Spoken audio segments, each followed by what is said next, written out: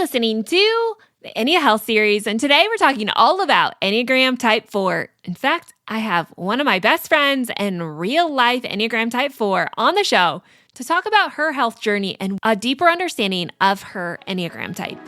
This is the Made for Living Well podcast, hosted by Alexa Sherm, the place to create a life well lived.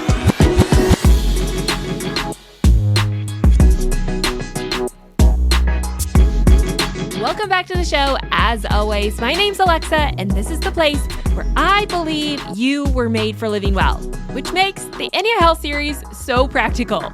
Because instead of chasing another idea of health, I'm helping to show you how to work with yourself to actually live it out. Because at the end of the day, health is inside of you. You don't need a new diet or a better program. You really just need to learn how to live that out. And that's what I love so much about the Enneagram Health series. Is instead of making all of this stuff things that you have to do, like self-care, it becomes who you are. And when you can make health who you are, it becomes a part of your identity and something that you live. So I hope you're following along on this Enneagram series. If you haven't, make sure you go back and listen to the previous episodes, specifically the last one, where we talk more about the tips and tricks and hacks of an Enneagram Type 4 and what that means to live healthy. Now today, we're interviewing one of my best friends and real-life Enneagram Type 4, Jasmine Hadges. She is an amazing soul, and in fact, she is a hairdresser, so it goes to show she's using her creative side as a career, but also to help everyone else around her, and she is truly a creative. I love spending time with Jasmine because as an Enneagram Type 4, they love to go to those deep places, or at least they aren't scared of it, which makes talking about hard and difficult and big and exciting things so much more pleasant and maybe even an easier experience. In fact, Enneagram Type 4s just seem to have this natural way of pulling things out of you in a safe and sacred space. And so I know today we're going to have an amazing conversation with Jasmine as she shares some hurdles that she's faced with her health, some things that have worked, some new ideas, and really just understanding an Enneagram Type 4 from an Enneagram 4 is so beneficial. So if you are a 4, I hope you can relate to this and also learn from Jasmine. But I'd also love to know, how has this information changed you and what has worked for you? If you don't mind, head on over to thelivingwell.com, check out the blog post, and leave a comment. Let me know what is working, what isn't working, what you need help with. And while you're there, don't forget to get the download. That's going to give you practical information to actually put this into action.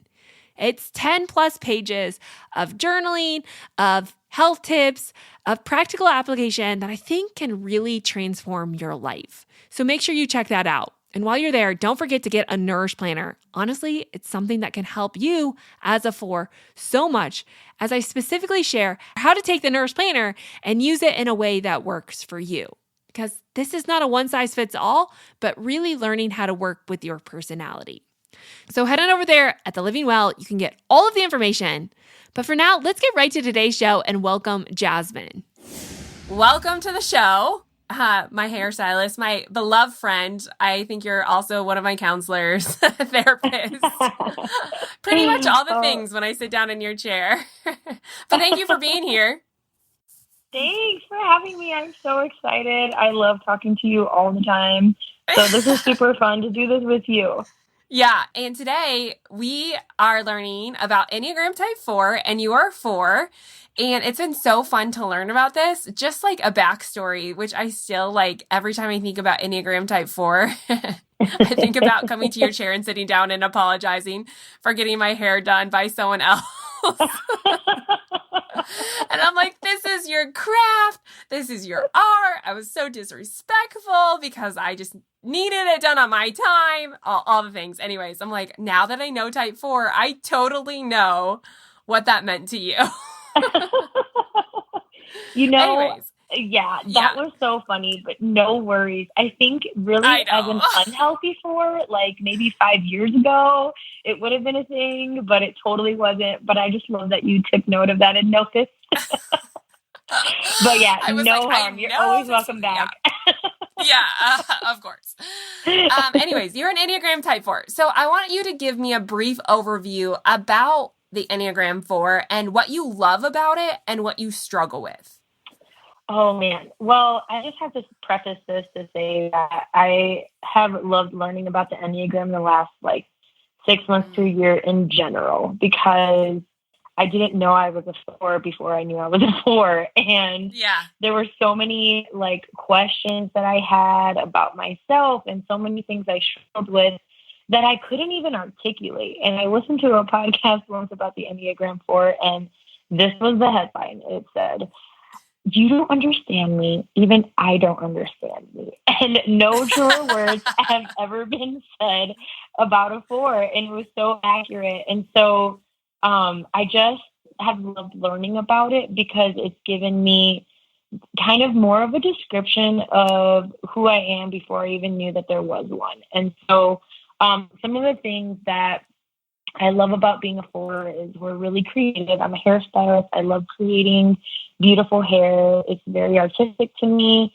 And that is a work environment that I thrive in because of that. And also because of just deep relationships that I have with people behind the chair has been so, so great, especially being a four, you know, just wanting to like dive deep into emotions, like how do you feel? All of that stuff is super important to me while I'm creating art. And so I truly feel like it's the best job for me. I just love it. And so those kinds of things are really great.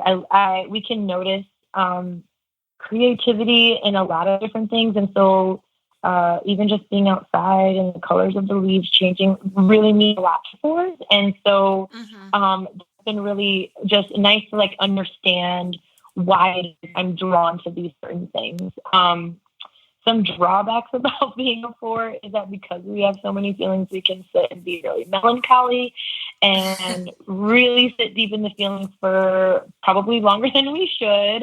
But because of Enneagram, I've learned to kind of accept that and then move on and not sit in melancholy for too long. And something else that we can struggle with is just this constant feeling that everyone else is doing something better than we are, or that we're missing something, or and so then that can lead into some kind of envy. And so to be honest, I really did struggle with that for like the better part of my 20s.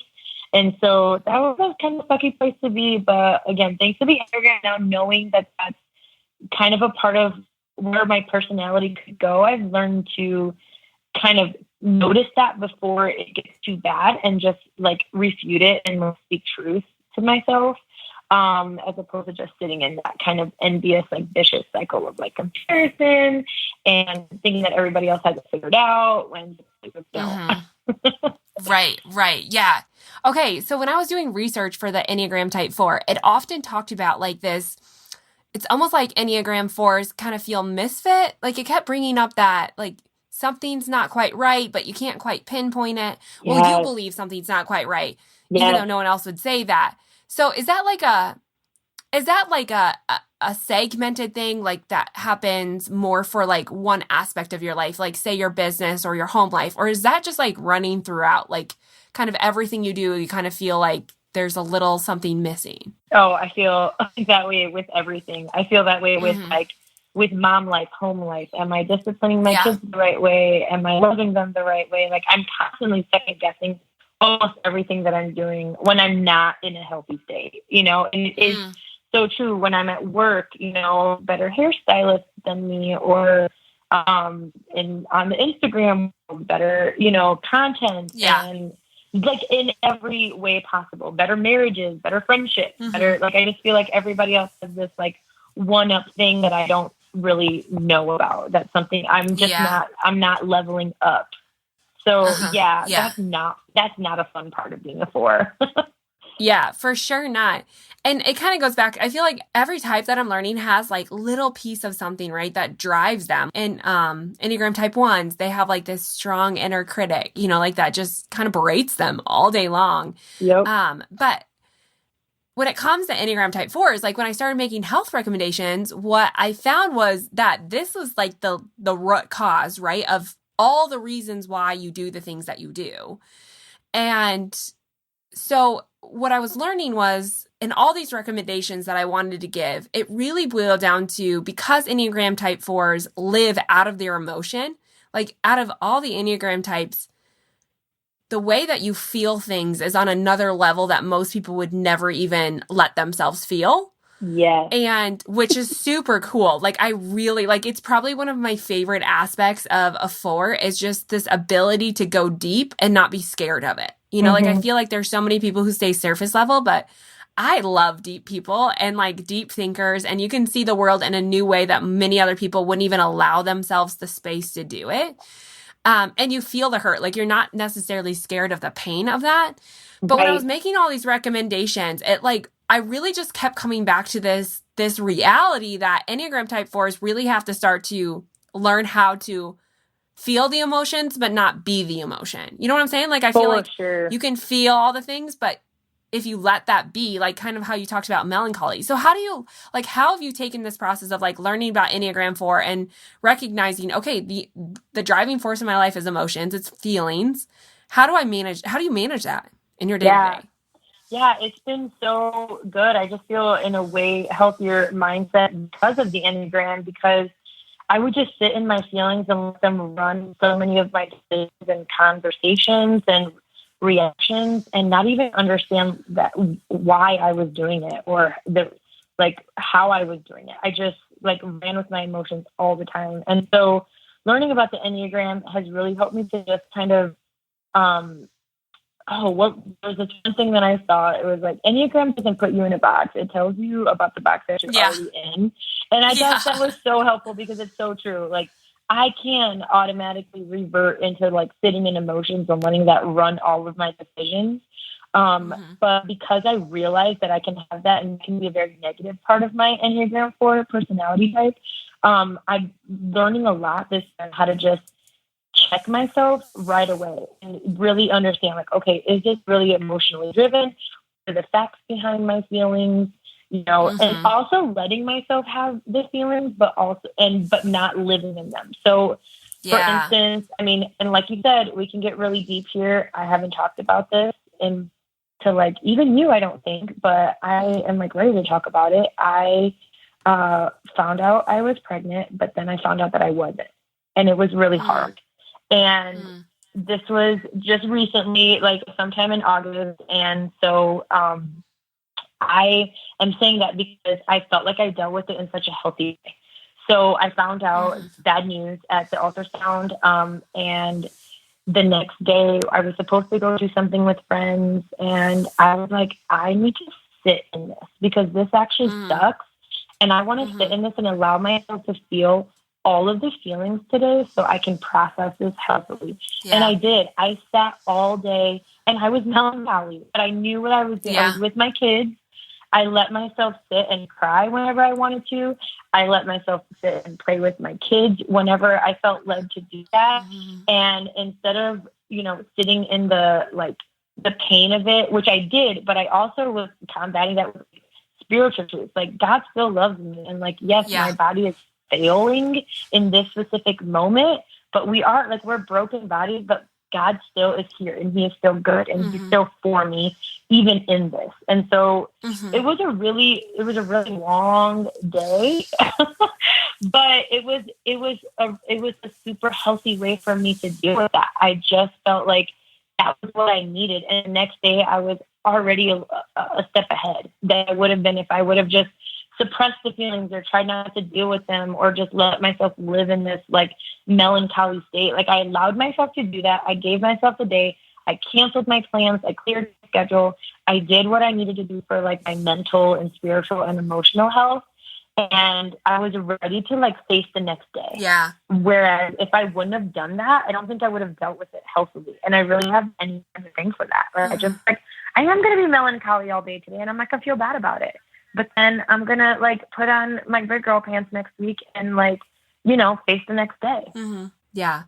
And I think that is so healthy. And this is why I love this stuff so much, because I feel like in general, right, when we just lump everyone together, it's kind of like, well, don't feel melancholy because that's not okay, right? Like, basically, like, take the feelings out of the feeler. And that's not healthy either. Like, that's more unhealthy. Agreed. Because then you're still feeling them and you're chasing them. So, like, this is exactly how powerful the Enneagram can be. And I think that example is so perfect because, like you said, it's not, and all these recommendations, it's not about taking the feeler out of you. Mm-hmm. It's about how do we not become that, right? Like feeling it and using it, or letting it go, and then still choosing, like you said, to put your big girl pants on the next day and go back into it, Yeah. Like, I think that we can't, I want to know your opinion about this, because fours are the biggest feelers. And so when we just start telling people, oh, just have more joy or just be happier, what does that mean to you? What does that do for you? Yeah, I mean, I have a little bit of a problem with that, totally. Yeah. Because, I mean, it's been a part of conversations, definitely with my husband. We have this thing that we say in arguments. He's like, turn the page, Jasmine. And I'm like, but Adam, we have to read the page before we turn the page. What number is he, by the way? He's totally a 3, like a hard 3. Okay, yeah. Yes.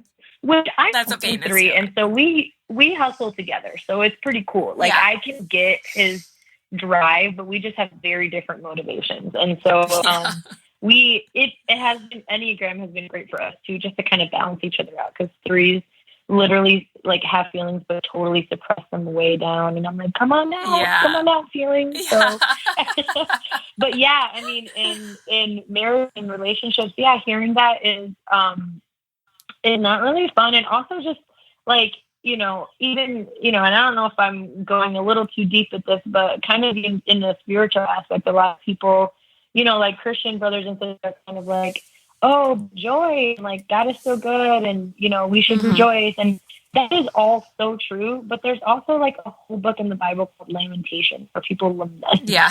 And it's in a lot of the Psalms, lamenting. Mm-hmm. And I think that's a part of the process.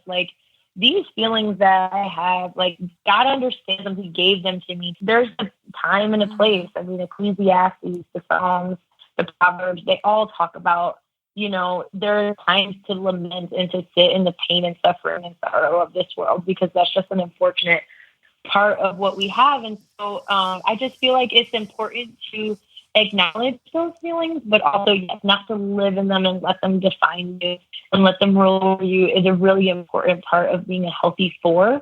But I definitely don't love to feel like I have to negate my feelings to get to that point, because I like to walk through them, not around. Yeah.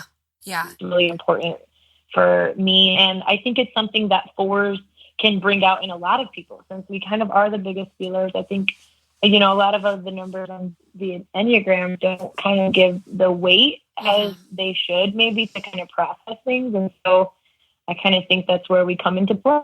Yeah. To kind of bring that out in other parts of the Enneagram, for sure. Yeah. And honestly, emotionally speaking, what we know about Enneagram 4s is they're actually some of our healthiest mentally. I think that's so cool. And I think that we can, like you said, learn from an Enneagram 4, because you're sharing your feelings. You're allowing yourself to go to those places that true healing happens.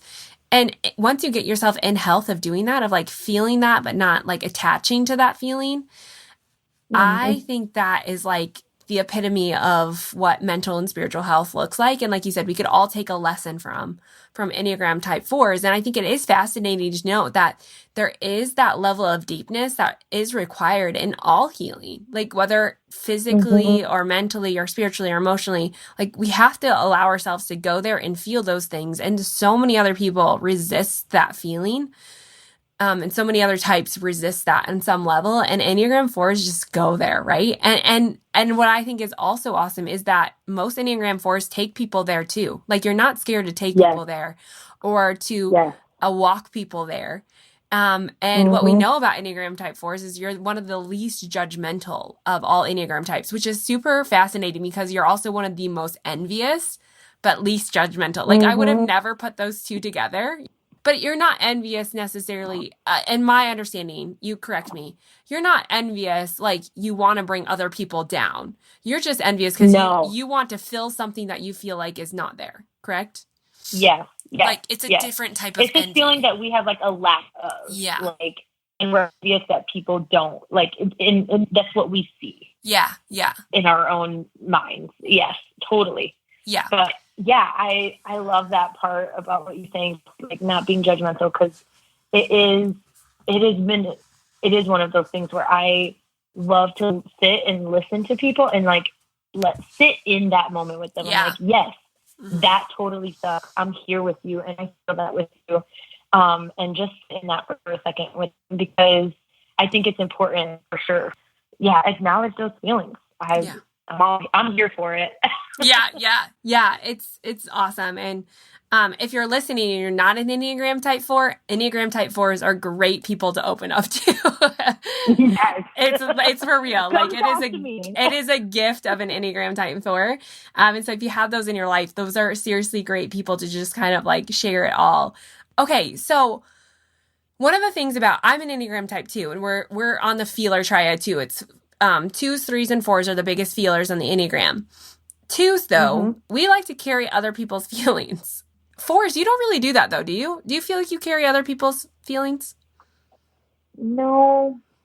You can feel with them, but you don't feel the need to like do something, like fix it, which makes Enneagram Type 4s great people to talk to, because they really are just people who will walk with you and not try to, carry what isn't theirs to carry. But do you feel like you talk to a lot of people. Do you feel like you carry their weight, or are you pretty able to? I mean, I will I definitely like grieve with people in the moment for sure.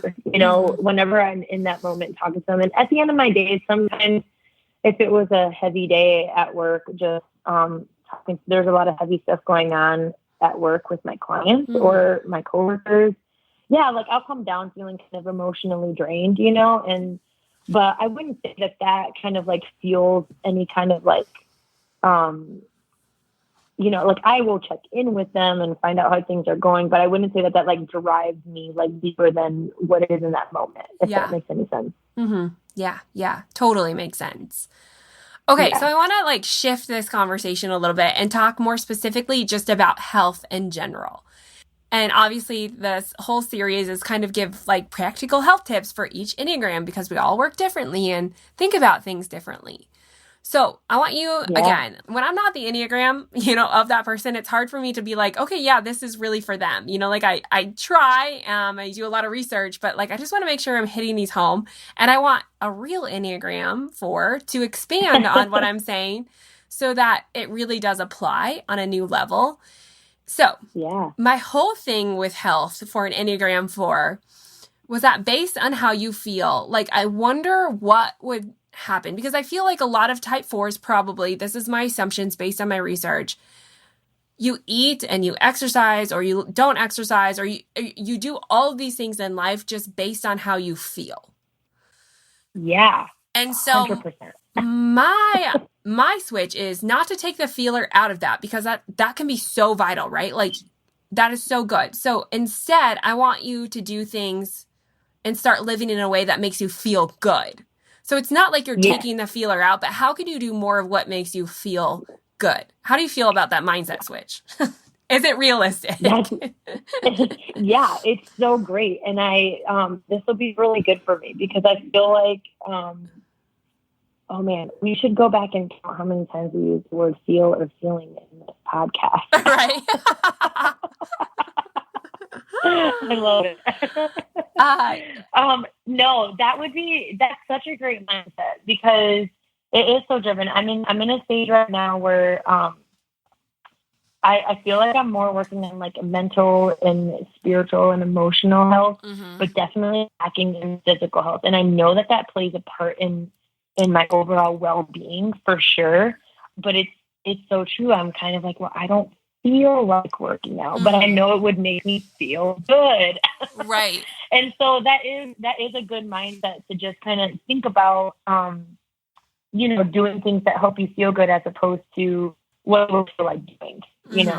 There's a total difference there. And I like that mind shift. Difference. Yeah. But I think it is like, obviously any change takes work, right? Because I think as an Enneagram Type 4, it's easy to use food as distraction, and also sometimes to fill that void that's missing. I think on some level, all Enneagram types use food as a mechanism to pacify something, whatever it is that they suffer with. And for Type 4s, what I realize was that maybe it was just to fill that missing void, you know, like try to pacify that. You tend to be like socialites, you know, like, so you do things in the moment. Sometimes, you know, that you'll do the quick fix. Yep. Yeah. I'm so guilty of all of that. Just very in the moment. So Jasmine knows me. Yes. I talk all the time about my ideas. So this is why I'm like doing it this way today, is just like running these ideas by you. But what would change? Like if you stopped looking at exercise, or you stopped looking at what you're eating as just another thing you have to do? Because I feel like that's doing things for an Enneagram Type 4 can be really great. Like creating a to-do list can be really great for an Enneagram Type 4. But what if we stopped making this just like a separate aspect of your life based on how you feel, right? And instead you just started looking at that as a place to fill yourself, like as a place to just feel good. Like if you work out or if you don't work out, like you're doing it because you just want to feel good. Like, does that change anything in your mind? Like, does that stir anything new? It totally does. And this is like coming off to at a great time, just because I have been thinking so much about like the working out aspect of my like feeling good and doing what is like good for me, because it's been one of those things where and food too, it just like there's so many emotions attached to it, you know. I like look at working out and, you know, I'm like, I don't feel like doing it because I'm too busy or whatever. But at the same time, if I flipped my mindset and just like did it not for anyone else, that's for sure, because that does not work for right me. Yeah. And so like taking that off the table, and then, you know, not doing it because it's just like the right thing to do, but doing it because like it would be better for my my overall health, and having that switch, like it's good for me, is totally helpful. It is something that I am going to start practicing after this podcast. Right. And I think too, like I feel like this idea with the diet industry, like follow this diet and this rigid structure, or like, you know, exercise. Like I'm following some Instagram exercise influencers or whatever you want to call them. And I thought it was a really great idea at first. And then I realized, I'm like, you know, the reasons why we're told to exercise is just such a far-reaching thing from what most people would actually desire in their life. And so it's such a short-lived and unhealthy thing. Like my whole thing is if this isn't something that you enjoy, if this is just another stress in your life, like it's no better than just not doing it, right? Like in some cases, I think it's worse. Like if you're just stressed about it and it causes anxiety and like you feel like you're not enough, like don't do it, because you're making your life worse and more miserable, right? Like that's not healthy either. So when it comes to exercise, I kind of talked about like what happens with a 4 if they use exercise as space to think, to go to those deep places, to be alone in their thoughts, and kind of let yourself feel them while you're moving your body. Like from the research that I did on Enneagram Type 4s, like there's this drive to helping Enneagram Type 4s actually live healthy by being active. Yes, very much so. And instead of just doing that, because I think that can become a very envious thing. Again, another thing that you look at other people and think, wow, they really got it together. So what happens if you like switch that mindset and you start leveraging? Like what are some things that you could like this might be like a complex question, but in your Enneagram type, like what are some strengths that you feel like you could leverage to exercise, to work out, or to eat healthy, like to just be healthy? Yeah. Well, I feel like I have to mention just how important to 4s it is to get outside. It is so vital to us. We just see so much beauty out in nature and in like God's creation, and being outside in elements is so healthy for us, not just physically, but also mentally and emotionally and spiritually. So for me, having that double sort of, double win by being able to move my body outside is where I thrive when I'm in a very healthy physical mindset. I used to love bike riding. I still do. It's like a thing now, but bike riding for me was when I felt so healthy, because I was able to do it outside. I was able to get out, breathe fresh air, look at, you know, the trees and the landscape. Iowa has really pretty farm fields. Yeah. And so just being able to ride through that and get outside and clear my head, not even listening to music, is just so, so good for a four, getting outside and also moving. And so that is where a place where I have thrived before. It hasn't been lately for me, just the time thing, or maybe who knows the other underlying issues there. But yeah, moving our bodies outside is so, so great for a four. Yeah, like the nature aspect of that, like you said, is just so healing in so many different ways. Yeah. And I think really when it comes to health, I think that it's less about what we're doing. And I think it's more about just the mindset behind what we do. You know, like even parking in the parking lot and like enjoying your walk into work. Yeah. We didn't used to exercise all the time, right? Like we just made it a part of our everyday life, and we did it to enjoy it. And I think there's so much value in there. I'm not diminishing that there's value in strength training and all those things, but I feel like just on a level of health, of like really just coming to a place to know yourself and to deal with some of these emotional things and the mindset hurdles. And like you said, we have to heal all of those things really before our physical health comes. Like that's kind of that's like the last tier, right? Yeah. And I think that there's a level of like finding things that you enjoy. And I really appreciate that with you, is just finding this joy and like doing you know, like you do you, and you do it really well. And I really do appreciate that about you. Yeah. Okay. So when we talk about like some healthy habits and lifestyle rhythms, I know you've done a lot over the last few years. Like, what have you done? It doesn't have to be just specifically like diet and exercise related, but like anything in your life that you feel like has really helped you out as an Enneagram Type 4. Well, I've been doing a lot of research about just what I can do when I go grocery shopping. And I don't know if this is super specific to an Enneagram 4, but something that I've been doing to help my overall lifestyle is just being a little bit more picky about what groceries I purchase. Yeah. And so, like if I'm going to buy something packaged, I really read the ingredients, especially when it's for my kids. And so, that's something that has really helped over the last year, just getting to know the ingredients and the things that I'm buying for my house. And it's something that I already have to go to the grocery store, right? Right. I have to go to the grocery store. I have to buy food. So that to me was something really actually pretty easy for me to switch, because it was something that I was already doing. I was just making better choices when I did it.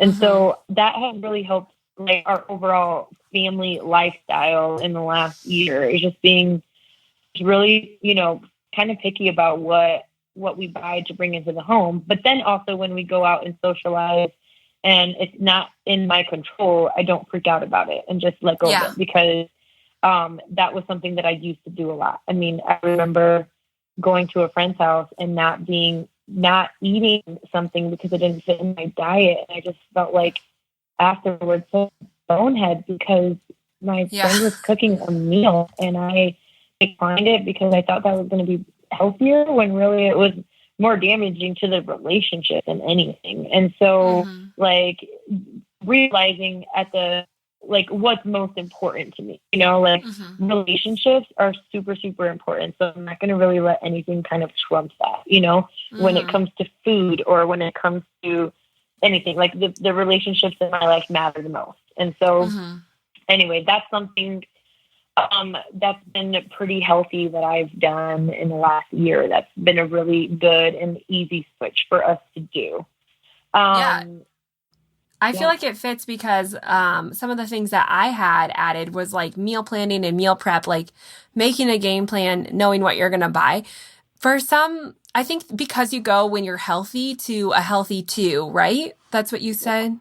Actually, it's a healthy 1, which is super helpful, because I have a really good friend who's a 1, and the girl gets stuff done. Like I am amazed at how much she gets stuff done in a day, because she's just so efficient with her tasks. And I'm like so drawn to her. And like want to be her because I'm like, oh, that's what I go to when I'm healthy. And so I have been creating more, I've kind of been making more rituals of Monday is my day to go to the store and meal prep for the week. And so today I feel great because I did that. I went to Costco and also I've been working on efficiencies like having Instacart subscription. And because I'm a working mom and I value my time with people, I don't want to spend so much time at the grocery store. I had to go to Costco because they don't do delivery, but anywhere else that does delivery, like, sign me up for that. I would rather do that and then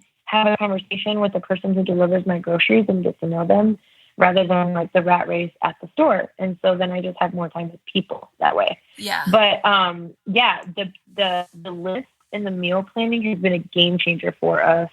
Just feeling more ready for the week. And so that task orientedness of ones is crucial for my health.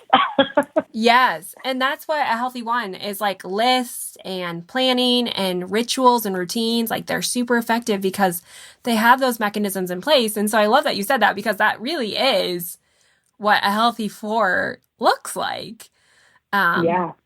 Is doing more of those things, and it can help create more order even to, I think, how you feel. Like you said, I think that there's a level of like chaos that can occur, like when your feelings seem all out of whack and your environment does, I think that feeds into those maybe like melancholy feelings. For sure. And it's easier to let things go when you feel like there's control or progress maybe in other things. Yeah.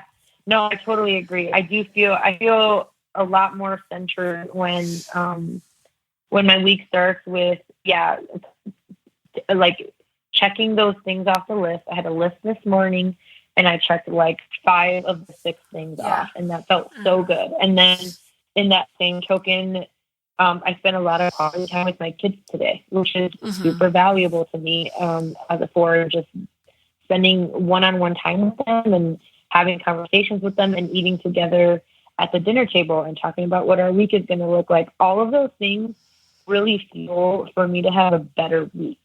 And I'm learning not to feel kind of like have that unapologetically, and like saying, no, this is what I need. Like, I need to have my family and I need to feel, accomplished in a few things that I can control. Like, I can control making time to go to the grocery store and feeling ready for the week. And also spending time with kids. And those are good things. Yes. And I love how you said space and having time for family, because I think that was another really important thing that I added to the list, is that because you're so relational and you're so people oriented and you're such deep feelers, you do need space to just let yourself feel outside of everyone else's opinions.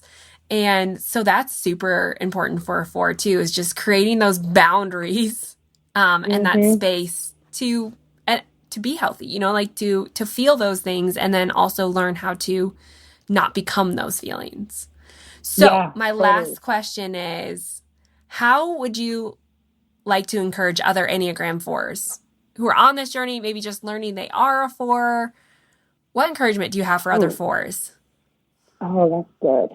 I mean, I definitely don't feel like an expert in the field, but things that have worked for me are just embracing our fourness and not feeling bad about it. So that was really huge for me, because there's this underlying thing of, never feeling understood, but still wanting to be understood. And I feel like the Enneagram really helped to open my eyes to see that those are the things that I was wrestling with before I had a chance to even understand what was happening. And so it was very eye-opening to understand the Enneagram and understand that I was a four. And then also I was just learning to just, like we talked about, just allowing myself to feel, but then not living in it. And I feel like because I'm doing a better job of acknowledging those feelings, then I can walk through them and then not live in them. And so that's just been super great. And also just for health purposes, getting outside makes a huge difference for me. Like even today, just taking a walk after dinner, walking around the block just feels so good. So, embrace the healthy aspects of being a one. Find yourself a good one that you love and enjoy being around, because this girl means so much to me. I don't even know if she knows it, but I admire her. I love watching her, what she's doing. And that's been so instrumental for me to just kind of like strive to, but not, I never feel envious of her because she's my friend and I love her dearly.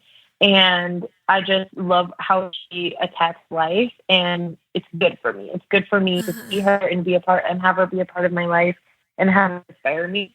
And, and like creating boundaries and routines are essential. I read somewhere today that said, if you don't give your body time to rest, something along the lines that it will find a time for you and force you to rest. Yeah. And I really went through for a couple of years a season where I would just literally crash for a day. I was out. I could not do anything. It was like I had a 24-hour flu, except with no symptoms other than extreme exhaustion. And I just slept the entire day, and it would wipe me out. And I didn't understand it for some time. And then I realized I was just going way too hard and never finding time to rest. And so in the process of like also understanding this and just how God designed a day to rest and how important that is for us. Like he gives us that as a gift, just understanding it and really like taking that gift and just, and worshiping him in that day and not doing anything else and just doing the things that like fill your cup, like worship and family time and rest time. Those are all things that have been really important to me the last year in this journey of understanding my Enneagram 4. And, you know, knock on wood, I haven't had a day like that where I've just like my body has shut down like that. And I think that's a victory for me because it used to plague me and I didn't understand it before. And so, that's all I got for that. See all the wins you have. You're doing so good. Yeah. Still so much more to go. Hey, that's life though, right? Like, I feel like I keep telling people this, but I'm like, when we stop growing, we stop living, you know, like in some way, like everyone wants to arrive somewhere, but there's no life there when you arrive, right? Like it's all the journey.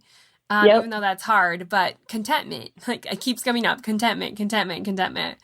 Anyways, I know I said that was the last question, but really quickly, how can other types, like other people, encourage a 4? Ooh, a good Like, how question. are you encouraged by other people or motivated or like feel appreciated? Yeah, I mean, like celebrating our uniqueness is kind of a thing. We like that.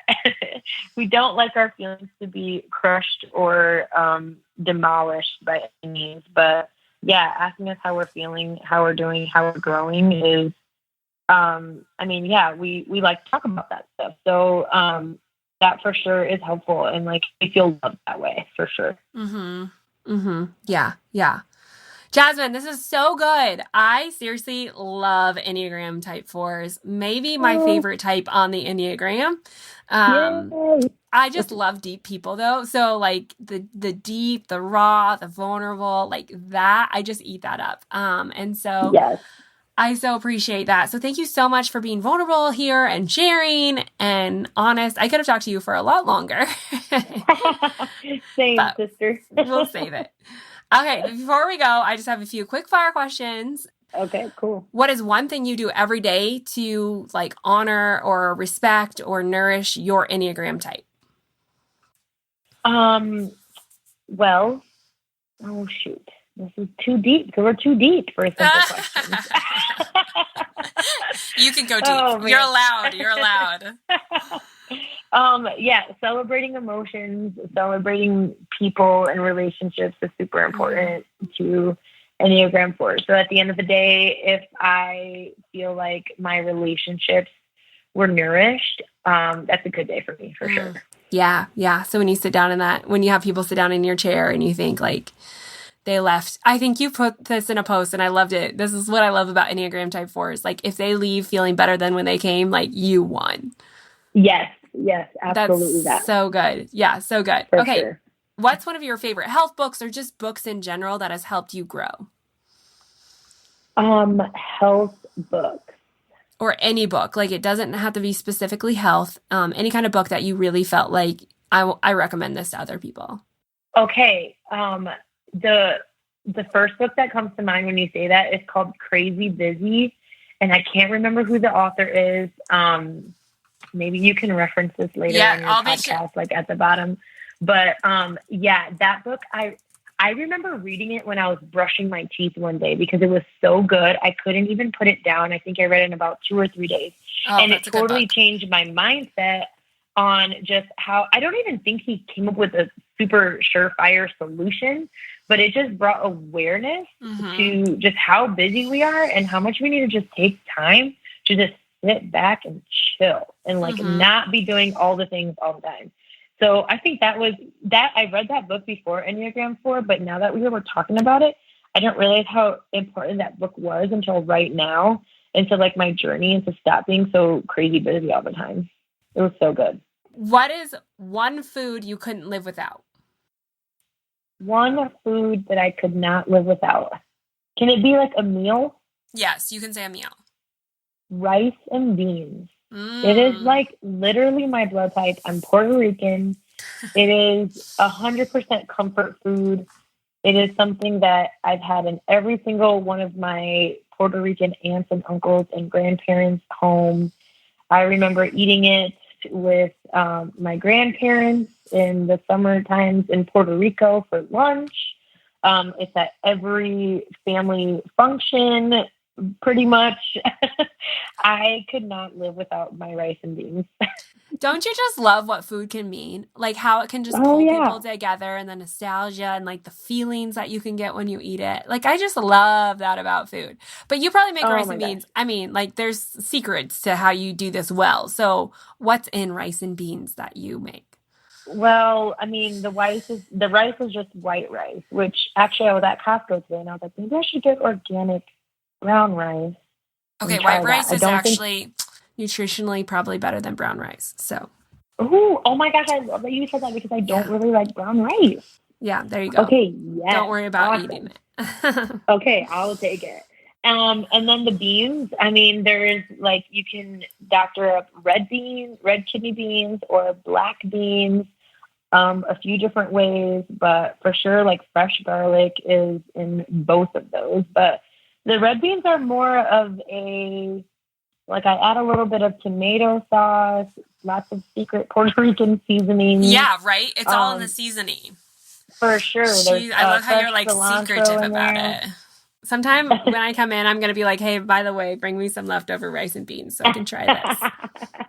I love it. My nanny for the summer was like, hey, for my wedding, or my bridal shower, can you give me the recipe for your rice and beans? That's It's awesome. It's one of my favorites. Oh, so good. I love that about when people say stuff that like actually has meaning, but totally an Enneagram Type 4 is going to bring up a food that has all the feels. Oh my gosh, totally. Yes. Okay. And the last question is, what's the best piece of advice you've ever received? The best piece of advice I've ever received. You know, it goes back to my dad when I was a kid. And I already mentioned this in this podcast. But he told me, I don't know if I was in high school yet or not, but he always said, relationships are the most important thing. Relationships are the most important thing. And like, my dad knows nothing about the Enneagram. Yeah. So for him to say that, and also it to be for that to stand out to me so much as an Enneagram 4, I think just says a lot because it just resonated with me. Like, you could have career success, you could have financial success, you could have so many things, but like, I feel like our legacy is our relationships and who we are to others. Like, that is what people talk about, like, after you're gone, you know? And it's just the most important. What he said to me is like totally transcending into my life now. And I love the relationships that I have with people. And it's just, super important to me. Yeah. Yeah. That's so good, Jasmine. You have been a gift to me and a gift to everyone who's been listening. So thank you so much for sharing everything. And like I said, opening up and just being here, being willing to be on the show. So I can't thank you enough for that. Thanks for having me. This is so fun. Isn't she wise? I mean, I just love every opportunity I get to sit with her and to go to these places because Type 4s, you feel in a way that most other people don't feel, and you're unafraid to go to those places. So I think that there's so much bravery that comes with an Enneagram 4 and so much beauty because of that. So I hope this was encouraging for you, all of the Enneagram Type 4s. And if you're not, it helps you to understand how they work and how you can be an encouragement to them. Because what I know, we all work a little bit different, and it's finding ways that we can bless and care for other people, and that really is what's going to make a difference. So again, if you want more information about an Enneagram Type 4, don't forget to listen to episode number 187, and also head on over to the blog where I give that free download on how to create nourishing rhythms. I give you more details into some self-care practices, creating a morning mantra, kind of changing your beliefs about yourself so you can start to see that you are not your feelings. You are outside of them. And while you can feel them, they don't have to control you, but also that you, as you are enough, that there's nothing missing. And I think that takes just recognizing who you are in Christ. Okay, that is it for today. Next week, of course, we're diving into Enneagram Type 5. So stay tuned for that. We have deep feelers today. Next week, we have deep thinkers. I can't wait to dive into Enneagram Type 5. I'll see you back here next time.